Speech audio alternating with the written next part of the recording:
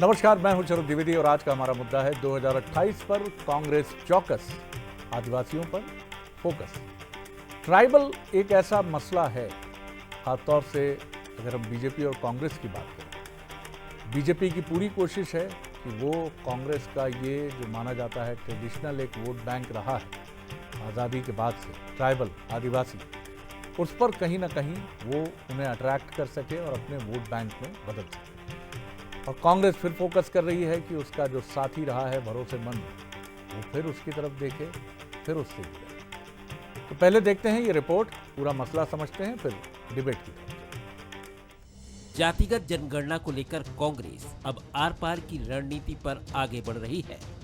इसी कड़ी में वो आदिवासी वोट बैंक को साधने के लिए बड़ी राजनीतिक बिसात बिछा रही है। दिल्ली में राहुल गांधी ने 4 राज्यों के 18 आदिवासी नेताओं से मुलाकात की, जिसमें मध्य प्रदेश, झारखंड, राजस्थान और गुजरात के आदिवासी नेता शामिल रहे। इस बैठक में मध्य प्रदेश से 4 बड़े नेता शामिल हुए। डॉक्टर विक्रांत भूरिया, सुनील उइके, रामू टेकाम और ओमकार सिंह मरकाम। बैठक में एक सुर में आवाज उठी, जातिगत जनगणना में आदिवासी को हिंदू नहीं, गोंडी धर्म के तौर पर दर्ज किया जाए। उनका तो गोंडी धर्म ही है, अपना बड़ा महादेव और क्या क्या वो पूजा करते हैं, आप सबको पता है। तो उनका तो अपनी एक अलग संस्कृति है। तो किसी भी धर्म और संस्कृति को हम अलग नहीं कर सकते किसी को, ये उनका मौलिक अधिकार है। जातिगत जनगणना में धर्म के कॉलम को लेकर कांग्रेस अब खुलकर बोल रही है। राहुल गांधी ने आदिवासी नेताओं की बात को न सिर्फ सुना, बल्कि साफ किया कि अब कांग्रेस में फैसले चंद चेहरों से नहीं होंगे। आदिवासियों को अब पीसीसी में निर्णायक भूमिका मिलेगी, मतलब संगठन के अंदर भी बड़ा प्रतिनिधित्व और जनगणना के मुद्दे पर खुला समर्थन। ये राहुल गांधी का सीधा संदेश है, जिस पर बीजेपी सवाल उठा रही है। मुझे लगता है कि आदिवासी समाज के साथ जितना गलत बर्ताव कांग्रेस के शासन में हुआ है, उनकी अनदेखी की गई है कांग्रेस के शासन में। मैं कह सकता हूं, गर्व के साथ कह सकता हूं कि भारतीय जनता पार्टी की सरकारों में ही आदिवासी समाज का, अनुसूचित जनजाति वर्ग का सम्मान हुआ है। अब एक भ्रम फैलाने के लिए कांग्रेस अपने खिसके हुए वोट बैंक को बचाने का प्रयास इस नाते से कर रही है। अब कांग्रेस गोंडी धर्म को लेकर एक राष्ट्रीय विमर्श छेड़ने की तैयारी में है। मतलब साफ है कि कांग्रेस की नई राजनीतिक रणनीति के केंद्र में आदिवासी हैं, जो आने वाले चुनावी मौसम में कांग्रेस के लिए बड़ी सियासी बुनियाद बन सकते हैं। जनगणना पर कांग्रेस का स्टैंड अब सिर्फ एक तकनीक नहीं, राजनीतिक और सामाजिक सरोकार की तरह दिख रहा है। आदिवासी कार्ड को लेकर राहुल गांधी का ये दांव सिर्फ 4 राज्यों तक सीमित नहीं रहेगा, इसका असर राष्ट्रीय राजनीति में भी दिखेगा। लेकिन एक सवाल जरूर है कि कहीं आदिवासी कार्ड कांग्रेस के लिए एंटी हिंदू छवि की तरह बाउंस बैक तो नहीं करेगा। तो आपने देखा कि किस तरह का ये मसला है। कुछ साल पहले चीन का दौरा करने वाली मध्य प्रदेश की स्लम की कुछ लड़कियों से हमने बात की थी, और जब मैं ही था बात करने वाला, मैंने उनसे पूछा कि चीन में आपने क्या देखा। तो उन्होंने कहा कि जब हम लेडीज़ टॉयलेट यूज़ करने गए तो वहाँ मिरर नहीं था। तो हमने दुभाषिए की मदद से अपनी चाइनीज़ जो हमारी साथ ही काम कर रही थी, हमें काम करना सिखा रही थी, उनसे पूछा कि आपके टॉयलेट्स में मिरर नहीं होते, भारत में तो मिरर होते हैं।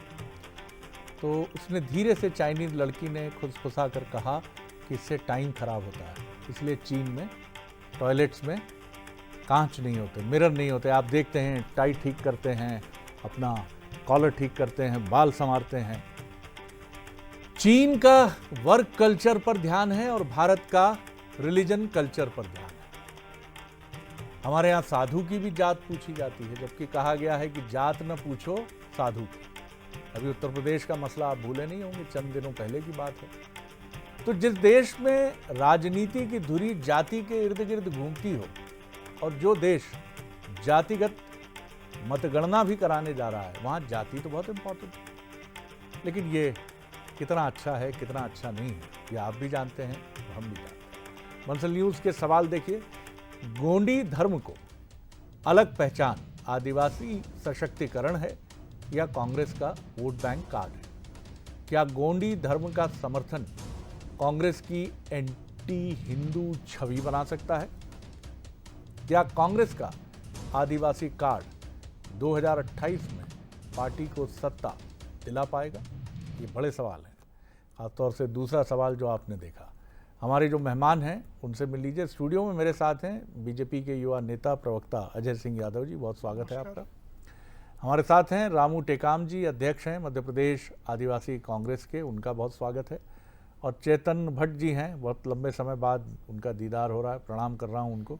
वरिष्ठ पत्रकार हैं, मध्य प्रदेश के विश्लेषक हैं, उनका बहुत स्वागत है। चेतन, जैसा हम बात कर रहे थे चेतन भट्ट जी की, जहां साधुओं की भी जाति पूछी जाती है, वहां मतदाताओं की जाति कैसे न पूछी जाए और चुनाव में जाति का मुद्दा कैसे ना आए। जिस देश में जाति के आधार पर दलों का गठन हुआ है और जाति आज भी एक ऐसी चीज़ है कि व्यक्ति इसको कहीं गर्व से सर माथे लगाता है तो कहीं ये मानता है कि ये आपको अत्याचार करने का एक लाइसेंस भी दे देती है। आप कैसे देखते हैं कांग्रेस की इस कोशिश को कि आदिवासी जनगणना के दौरान गोंडी धर्म दर्ज कराएं? जी जी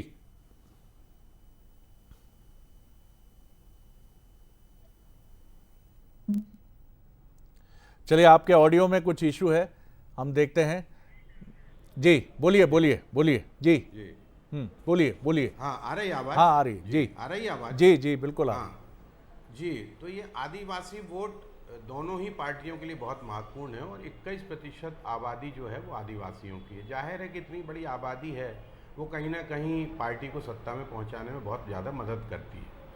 कांग्रेस का बहुत लंबे समय से मांग थी कि जातिगत गणना करवाई जाए और जाति के आधार पे तो चुनाव होते आए हैं। ऐसा नहीं है कि पहली बार कोई जाति के आधार पर चुनाव हो रहा हो।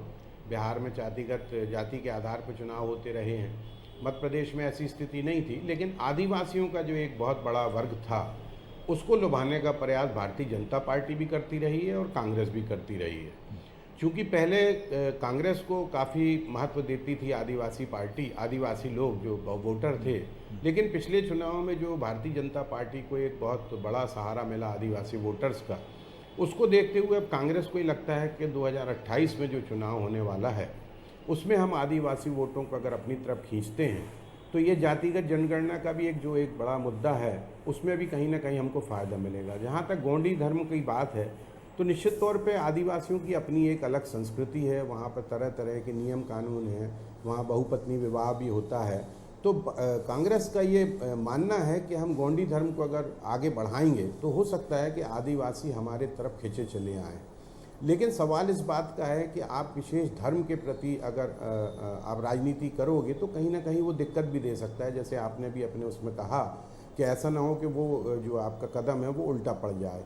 लेकिन इसमें भी कोई संदेह की बात नहीं है कि तमाम जो राजनीतिक दल हैं वो आदिवासियों के विकास की बातें ज़रूर करते रहे हैं, लेकिन आदिवासियों की स्थिति अभी भी वही है। हमारे महाकौशल में तो शहडोल है, मंडला है और इस तरह के जो बालाघाट हैं ये आदिवासी बहुल माने जाते हैं, लेकिन वहाँ पे आज भी आदिवासियों की स्थिति वैसी है जैसी आज से 10 साल पहले थी। अभी ज़रूर पैसा कानून लागू किया है मध्य प्रदेश शासन ने, लेकिन वो तो 96 में हो जाना चाहिए था। तो दोनों ही राजनीतिक दल जो हैं वो अपने अपने स्तर पर लुभाने का प्रयास कर रहे हैं आदिवासी वोटर्स को, और उसमें किसको क्या फ़ायदा हो सकता है ये तो भविष्य की बात है। लेकिन जो कांग्रेस एक लंबा प्रयास कर रही है कि गोंडी धर्म को हम आगे बढ़ाएं, उससे हो सकता है कि उसको कहीं ना कहीं एक फ़ायदा मिलने की उम्मीद है।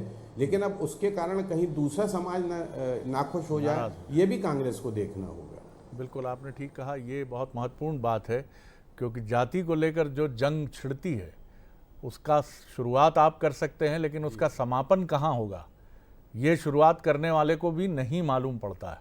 बहुजन समाज पार्टी की शुरुआत अनुसूचित जातियों की हिमायती पार्टी के रूप में हुई, लेकिन हमने खुद देखा कि उस पार्टी के कर्ता धर्ता अपने ही समाज के लोगों के साथ किस तरह का व्यवहार था, और ये विवादों में घिरती घिरती ये पार्टी जो उत्तर प्रदेश में सत्ता में भी रही आज हाशिए पर चली गई है और इमरजेंसी की फिर पूरी ताकत से कोशिश कर रही है। अजय जी, किस तरह देखते हैं आप? और आदिवासियों पर आपका भी बहुत जोर है, कमलापति रेलवे स्टेशन है, तमाम आदिवासी, चाहे कैबिनेट हुई जो वो राजा भभूत सिंह के नाम पर हुई, जो शिवाजी कहलाते रहे महाकौशल अंचल के। कैसे देखते हैं आप इन तमाम पहल को, इन तमाम चीज़ों को? और जाति तो आपके लिए भी बहुत महत्वपूर्ण है। देखिए शरद जी, निश्चित ही जाति का महत्व हमारे समाज और राजनीतिक क्षेत्र में है, इससे कोई इनकार नहीं कर सकता है। लेकिन भारतीय जनता पार्टी की रीति नीति है सबका साथ, सबका विकास और सबके कल्याण की। कांग्रेस पार्टी को आज आज़ादी के 75 साल बाद चिंता करना चाहिए कि आदिवासी वर्ग का कल्याण कैसे होगा, कैसे उनके नौजवानों को रोजगार मिलेंगे, किस तरह से उन्हें आगे बढ़ने के अवसर मिलेंगे। लेकिन कांग्रेस पार्टी अपनी राजनीतिक महत्वाकांक्षाओं के लिए आदिवासी वर्ग में इस तरह की बंटवारे की राजनीति कर रही है। ये निंदनीय। आज का आदिवासी वर्ग का व्यक्ति बड़ी बड़ी कंपनियों में भी काम कर रहा है। देश में आदिवासी वर्ग की एक महिला राष्ट्रपति हैं तो भारतीय जनता पार्टी की सरकार ने बनाया। केंद्र सरकार में बड़े बड़े मंत्रालय, मध्य प्रदेश सरकार में भी आदिवासी वर्ग के नेता संभाल रहे हैं। तो ये आदिवासी वर्ग का वो बढ़ता हुआ प्रभुत्व है। यहाँ तक कि विदेशों तक में आदिवासी वर्ग के बच्चे शिक्षा ग्रहण कर रहे हैं और सरकार उनके लिए सुविधाएं दे रही है। लेकिन कांग्रेस पार्टी जिसने 50 सालों तक इन्हें राजनीति के लिए उपयोग किया, इस मध्य प्रदेश में जमुना देवी और शिव भानु सोलंकी जैसे बड़े आदिवासी नेताओं की राजनीतिक रूप से दोहन करके उन्हें आगे नहीं बढ़ने का स्थिति तो कांग्रेस पार्टी ने लाई। ये तो रामू टेकाम जी जैसे नेताओं को पार्टी से पूछना चाहिए कि हमारे बड़े आदिवासी नेताओं को क्यों अवसर नहीं दिया। भारतीय जनता पार्टी ने इस देश में जातीय जनगणना का रास्ता खोला है, जबकि कांग्रेस पार्टी इस विषय पर केवल राजनीति कर रही थी। अब जातीय जनगणना में क्या विकल्प होंगे, किस तरह की स्थिति होगी, वो तो जनगणना प्रारंभ होगी तो सारे विकल्प सामने हो जाएंगे। लेकिन कांग्रेस पार्टी ऐसे विषय पे राजनीति कर रही है, ये निश्चित ही दुखद पहलू है। आदिवासी वर्ग के हित की चर्चा करिए। जनजातीय कल्याण मंत्रालय भी हमने बनाया 50 साल बाद। आप वो सुझाव दीजिए जिससे नए बच्चों को रास्ता खुले, उनको रोजगार मिले, शिक्षा मिले। आप उसकी बजाय बंटवारे का रास्ता खोल रहे हैं। इस तरह की राजनीति किसी भी दल के लिए ठीक नहीं है। जी, लेकिन आपके यहाँ भी फग्गन सिंह कुलस्ते हैं, उनके भी शिकवे और शिकायतें हैं। निर्मला भूरिया जी भले ही कैबिनेट में हैं, लेकिन उनकी भी इच्छाएं होंगी, उनकी भी महत्वाकांक्षाएं होंगी। और लंबे समय से बीजेपी में भी ये सवाल पूछा जाता है कि आपके यहाँ भी आदिवासी नेतृत्व की स्थिति क्या है। दोनों पार्टियों के लिए ये सवाल है। रामू टेकाम जी की तरफ मैं चलूँगा। रामू जी, किस तरह आप देखते हैं और इसकी क्या ज़रूरत पड़ गई? आदिवासी समुदाय की तरफ से तो ये कभी मांग उठती हुई नज़र नहीं आई कि गोंडी धर्म हमको बताया जाए, हमको हिंदू धर्म से अलग समझा जाए। कभी कभार ऐसे स्वर छिटके, लेकिन उसका भी जन्मदाता राजनीतिक दलों को ही माना गया कि ये भाव उनके भीतर भरने वाले राजनीतिक दल ही हैं कि भैया आप इसका हिस्सा नहीं हो।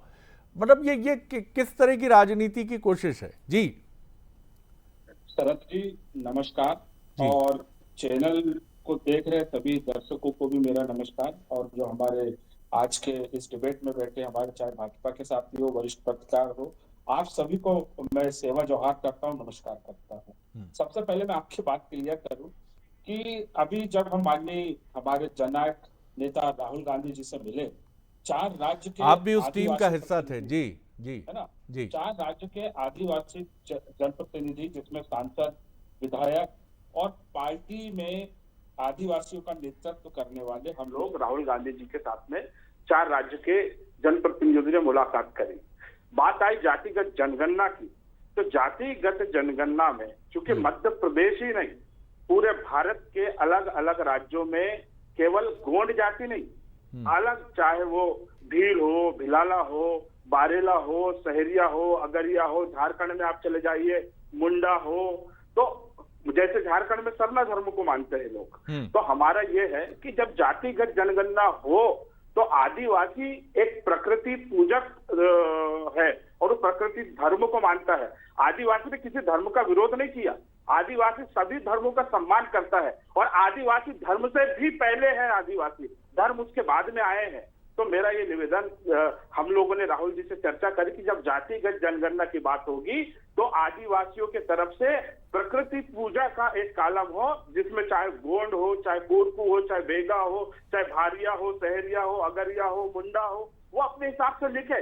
अगर राहुल जी ने आदिवासियों की धर्म, संस्कृति, सभ्यता, रीति रिवाज को संरक्षण करने की ये पहल की, और राहुल गांधी ऐसे योद्धा है जिन्होंने भारत जोड़ो यात्रा में कहा कि आदिवासी इस देश का असली मालिक है, ऐसी बात आज तक किसी भी राजनीतिक दल का कोई बड़ा नेता नहीं बोल पाया, किसी के अंदर ऐसा साहस नहीं था, लेकिन सिर्फ राहुल गांधी जी ऐसे शख्स है जिन्होंने आदिवासियों की बात को प्रमुखता से सामने लेकर के आए और आदिवासियों के सम्मान में वो बात करते हैं। जी, लेकिन कई सवाल अनुत्तरित हैं। मैं दूसरे चरण में आपसे भी जानना चाहूँगा। चैतन्य जी, कई बरस पहले, करीब 20 बरस हो गए होंगे, मैं एक राष्ट्रीय न्यूज़ एजेंसी में था उस समय, और पहाड़ी कोरबा जो छत्तीसगढ़ के हैं उनसे जुड़ी एक स्टोरी हमने की थी। और स्टोरी का लुब्बे लुआब ये था कि उनके लिए शौचालय बनाए गए थे और साइकिलें खरीदी गई थी, लेकिन शौचालय का दरवाज़ा बंद करते ही वो घबरा जाते थे, बेचैन हो जाते थे और वहाँ बैठने के लिए शौचालय में तैयार नहीं होते थे। साइकिल चलाने की उनकी आदत नहीं थी, उनकी जो प्रवृत्ति और प्रकृति है वो उससे चलते रहे। अब हम आदिवासियों को अपने जैसा, यानी शहरी समाज, शहरी चरित्र उनके भीतर हम डालने की कोशिश करते हुए दिख रहे हैं। वो शुरू से प्रकृति के उपासक हैं, नदियों की रक्षा करते हैं, एक पत्ता ही तोड़ते हैं जितनी ज़रूरत है, एक ही फल लेते हैं। लेकिन हम कह रहे हैं आज भगोरिया जो है झाबुआ में होने वाला, वहाँ बियर पी जाती है, लिपस्टिक लगाती हैं लड़कियाँ, पुरानी परंपराएं सब तरफ खत्म हो रही। बस्तर का घोटुल मैंने लंबे समय से नहीं सुना, क्या स्थिति है मुझे नहीं मालूम है। क्या कहेंगे आप, ये किस तरह से हम, क्या उन्हें भी हम जाति की राजनीति का एक बहुत मजबूत मोहरा बनाने में जुट गए? जी देखिए शरद जी, तमाम जो राजनीतिक दल हैं वो अपने अपने हिसाब से सोचते हैं, विचारते हैं और उस पर अमल करते हैं।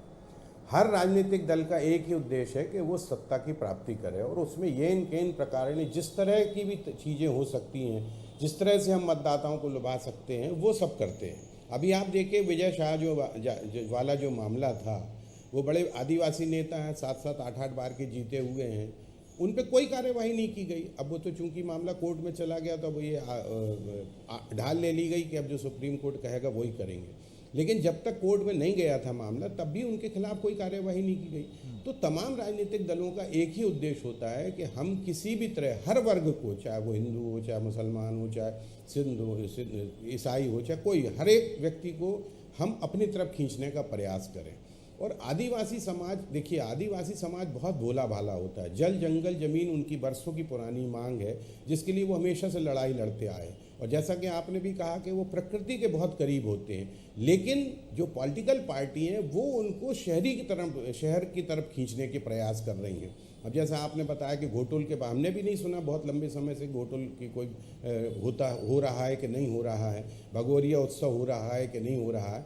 तो ये धीरे धीरे उनको अपनी जो धरती है, उनकी जो ज़मीन है, उससे काटने का प्रयास किया जा रहा है। दूसरी बात, जहाँ तक जातिगत जनगणना की बात है, तो उसमें तो ये कहा जा रहा है कि जिसकी जितनी जनसंख्या उस हिसाब से उसको भागीदारी मिलना चाहिए। तो उस हिसाब से अगर हम देखें तो अभी भी मध्य प्रदेश में 47-47 के आसपास जो सीटें हैं वो आदिवासी सीटें हैं, बहुल इलाके की सीटें आती हैं, और वो एक बहुत बड़ा सत्ता में लाने का एक बहुत बड़ा कारण बन सकता है। 47 सीटें, अगर 47 में से 30-40 सीटें भी अगर किसी पार्टी को मिल जाती है तो निश्चित तौर पे वो सत्ता की सिंहासन पे बैठ सकता है। तो ये तमाम कोशिशें हो रही हैं दोनों दलों की तरफ से। भारतीय जनता पार्टी भी उसको उसी तरह से काम कर रही है, और कांग्रेस तो अब चाह ही रही कि भाई अब इतने लंबे समय से हम अगर सत्ता में नहीं है तो किसी भी तरह से ये इन प्रकार ने एक बार हम फिर सत्ता में आए। 2028 की तैयारी है, राहुल गांधी यात्रा कर रहे हैं, जगह जगह जा रहे हैं, आदिवासियों के बारे में पूछताछ कर रहे हैं। उमंग सिंगारसरी के नेता भी हैं, आदिवासी समाज को प्रतिनिधित्व करते हैं। तो ऐसा नहीं है कि कोई कांग्रेस अकेला कर रही, भारतीय जनता पार्टी भी उतने ही ताकत के साथ आदिवासियों को, अभी देखिए शंकर शाह, रघुनाथ शाह का जबलपुर में कार्यक्रम हुआ था, उसमें अमित शाह जी आए थे पिछली वर्ष। इस बार अभी गौड़ रानी दुर्गावती के बारे में भी कार्यक्रम हुआ, 24 तारीख को उनकी पुण्यतिथि थी। तो ये तमाम चीज़ें जो हैं, जो गौड़ राजा हैं, जो आदिवासी समाज है, उसको अपनी तरफ लाने का टोटल प्रयास ये है। इससे उनको कोई फर्क नहीं पड़ता कि आदिवासियों की स्थिति सुधरी है या नहीं सुधरी है। आदिवासियों के नेता फग्गन सिंह कुलस्ते, उनकी स्थिति जरूर सुधर गई होगी, लेकिन वहाँ के जो आदिवासी हैं वो आज भी वैसी स्थिति में बिल्कुल। लेकिन चैतन्य जी, बड़ा सवाल यही है, मैं यही दोनों राजनीतिक मेहमानों से जानूंगा कि हम क्या गगनभेदी नारे जो हमें शहरों में सुनाई देते हैं, हम मंडला, शहडोल, डिंडोरी और छत्तीसगढ़ के आदिवासी बहुल बस्तर, सरगुजा, कोरबा, क्या हम वहाँ यही नारे सुनना चाहते हैं अब कि आदिवासी सड़क पे निकले, हमारी जाति सबसे अच्छी, हम हमारी जाति नहीं देंगे तो संघर्ष जारी रहेगा, लड़ाई जारी? अरे आप उनको अपने जैसा क्यों बना रहे हैं? वो जैसे हैं बहुत अच्छे हैं, उनकी जो तकलीफ़ें हैं वो तकलीफ़ें हमने उनके पास जाकर बढ़ाई हैं। हम उनके पास गए विकास का दावा करके और हमने शोषण की कहानियां लिख दी और इसकी वजह से वो परेशान हो गए। उन्हें परेशानी नहीं थी, हाँ उनको जो बीमारी उपचार की आवश्यकता थी हम चुपचाप जाते, मदद करते, आगे बढ़ जाते। और अगर वो चाहते कि वो मुख्य धारा में जिस तरह से आना चाहते हैं जो परिवार, और बिल्कुल आना चाहिए उनको, उनका स्वागत है, वो डॉक्टर बने, इंजीनियर बने, लेकिन जैसे हम अपनी संस्कृति नहीं भूलते उनको भी उनकी संस्कृति से अलग करने की कोशिश तो नहीं हो जाएगा ये मसला। अजय जी देखिए शरद जी, बहुत महत्वपूर्ण चीज़ें हैं जो चेतन भट्ट जी ने भी कही और मैं उन्हीं पे आना चाहता हूँ। जल जंगल जमीन का अधिकार आदिवासी वर्ग चाहता है तो मध्य प्रदेश में पैसा कानून लागू करने का काम भारतीय जनता पार्टी की सरकार ने किया। कांग्रेस ने कभी 50 सालों तक नहीं सोचा। आदिवासी गौरव, चाहे रानी दुर्गावती हो, राजा भभूत सिंह हो, दोनों की राजधानी में प्रदेश सरकार गई कैबिनेट की बैठक करने, तो आदिवासी वर्ग के प्रति हमारा सम्मान है। रानी कमलापति के नाम पर हो, राजा शंकर शाह के योगदान को जिस तरह से याद किया वो सबने देखा।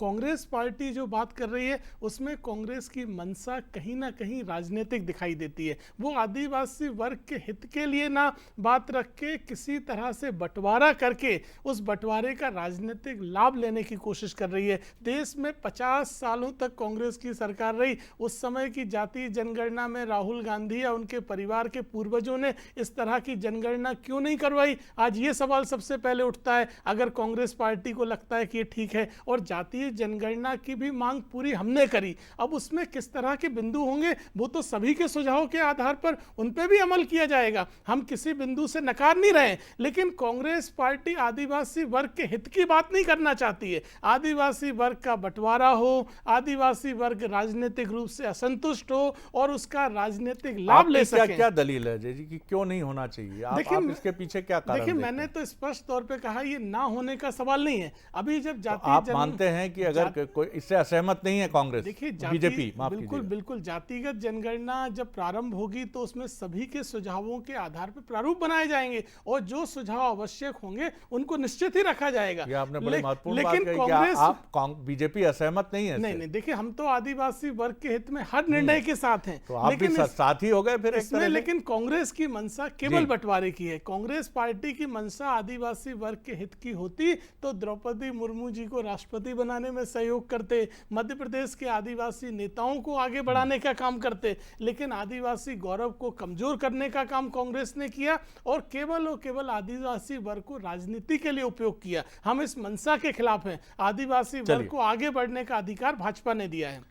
टेकाम साहब, विकास की जो संकल्पना विशेषज्ञ मानते हैं वो ये मानते हैं कि आदिवासी बहुल क्षेत्रों में चिकित्सक हों तो इसी समुदाय से आने वाले हों, शिक्षक हों तो इसी समुदाय से आने वाले हों, और आमतौर पर प्रशासनिक अधिकारी भी हों जितना हो सके। ऐसा नहीं है कि पूरी एक जातिगत संरचना हम ये मान लें, लेकिन ये माना जाएगा कि अगर विकास की भूख है तो इसी समुदाय से आने वाले जो लोग हैं, जो पढ़ लिख कर मुख्य धारा में आकर उनको मौका दिया जाए। ये सब तो होता नहीं।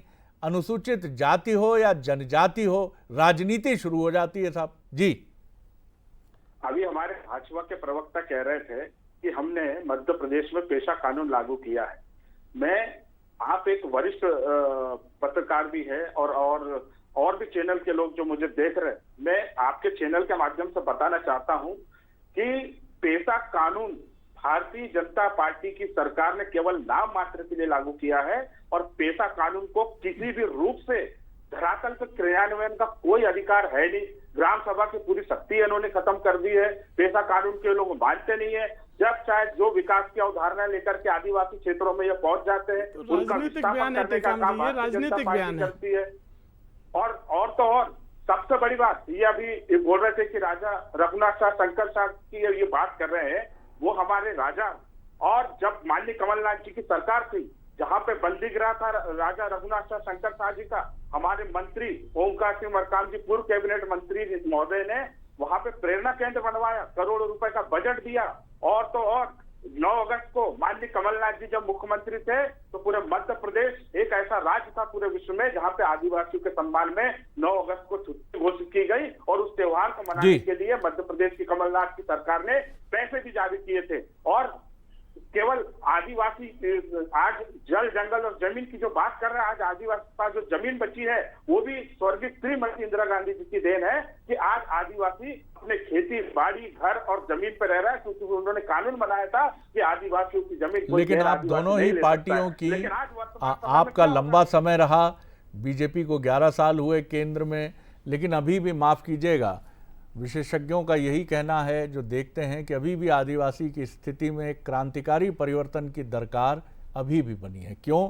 ये सवाल आप दोनों के लिए बहुत महत्वपूर्ण है। भट्ट साहब, समय मेरे पास बहुत कम है, आपकी एक कंक्लूसिव टिप्पणी 15 सेकंड में। जी जी। देखिए शरद जी, मैं वही बता रहा हूँ कि तमाम जो पॉलिटिकल पार्टी हैं, कोई भी पार्टी हो, ना भारतीय जनता पार्टी हो चाहे कांग्रेस है, उनका एकमात्र उद्देश्य है कि हम आदिवासियों को अपनी तरफ ले लें, क्योंकि बहुत बड़ी संख्या है आदिवासियों की। आदिवासियों का विकास हो रहा है या नहीं हो रहा है, इससे किसी पॉलिटिकल पार्टी को कोई मतलब है। और फिर उनके जो वास्तविक उनको ज़मीन से खींच के अपनी तरफ लाने का जो एक प्रयास है वो ठीक नहीं है। वो जहाँ रह रहे हैं उनका डेवलपमेंट वहीं पे हो, वो जो काम कर रहे हैं उनको और सुविधाएं मिले, ये ज़्यादा बेहतर होगा कि बनस्पत आप उसको जाति और धर्म के आधार पर बांटने की कोशिश करो। मेरा कहना ये है कि आदिवासियों की स्थिति आज आप कहीं भी जाके देख लें, डिंडोरी देख लें, शहडोल देख लें, मंडला देख लें, वो वैसे के वैसे हैं। लेकिन जो उनके नेता हैं, आदिवासियों के नेता, वो बहुत आगे बढ़ चुके हैं, इसमें कोई संदेह की बात नहीं। जी, लेकिन महत्वपूर्ण बात यह है कि क्या, जी बोल लीजिए, कुछ सेकंड से आप बोल लीजिए। टेकाम जी, आदिवासी वर्ग का गौरव बिरसा मुंडा है, कोई अंतर्राष्ट्रीय आदिवासी दिवस मनाने से आदिवासी वर्ग का गौरव नहीं बढ़ता है, ये आपको याद रखना पड़ेगा। चलिए, लेकिन महत्वपूर्ण बात यह है, करने वाली भारतीय जनता पार्टी। चलिए अब डिबेट का टाइम नहीं है, मैं बहुत धन्यवाद करूंगा, मैं बहुत धन्यवाद करूंगा आप तीनों मेहमानों का। लेकिन महत्वपूर्ण बात यही है कि क्या एक अलग पहचान देना कहीं ना कहीं अलगाववाद की तरफ ढकेलना तो नहीं है। आज़ादी के बाद जब भाषाई आधार पर राज्यों का गठन हुआ तो ये सवाल उस समय भी उठा कि इससे ऐसा तो नहीं होगा कि ये जो राज्य जिनका आधार उनकी भाषा है और उसके आधार पर ही उनका नामकरण है, ये कहीं ऐसा तो नहीं कि एक अलगाववाद की तरफ ले जाएगा। लेकिन ये बहुत अच्छा रहा कि भारत अपनी बहु जो आयामी संस्कृति है और वर्सेटैलिटी है उसके बाद भी साथ रहा है। लेकिन राजनीति कई बार जाने और अनजाने दोनों पहलुओं के साथ अलग करने की कोशिश में जुटती है। उसे वोट मिल जाते हैं, सरकारें बन जाती हैं, लेकिन देश के लिए एक बड़ी चुनौती खड़ी होती है। और ये हमने देखा है कि कहीं ये जाति संघर्ष में बदलती है, कहीं ये किसी जाति के मस्तिष्क में श्रेष्ठता का भाव भरती है, तो कहीं गैर बराबरी को जन्म देती है। कोई भी जाति से जुड़ा मसला हो तो ये विचार हम ज़रूर रखें कि ये कहीं हमें फिर एक डिजास्टर की तरफ तो नहीं ले जाएगा। आप सभी का एक बार फिर से नमस्कार।